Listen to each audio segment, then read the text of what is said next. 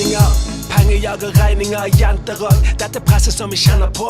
Jeg skjønte det, men det tok for tid. Alle sammen her er hovedrolle i sin egen film. Og jeg tror det er opp til oss når vi velger side. Ringenes herrevalget er lett, trenger ikke si det. Sånn er livet, smerte går hånd i hånd med smilet. Vi trenger å lide, hvordan kunne vi ellers vite?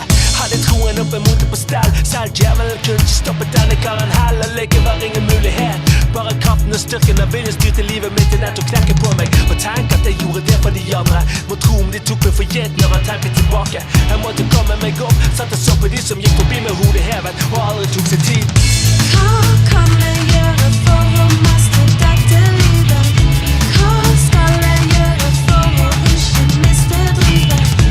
Ikke opp, krype opp, la meg ikke knekke. La meg ikke stoppe, ikke i dag. Drit i hva de sier, hva de vil at du skal gjøre. Du må være sterk, vis din styrke når ditt mål. Si hva du mener når du føler for å si det.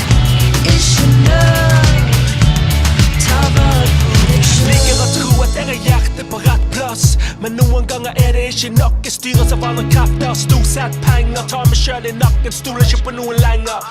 Jeg har dette i blodet, men jeg har latt det ligge. Tok noen valg som fikk konsekvenser for hele livet.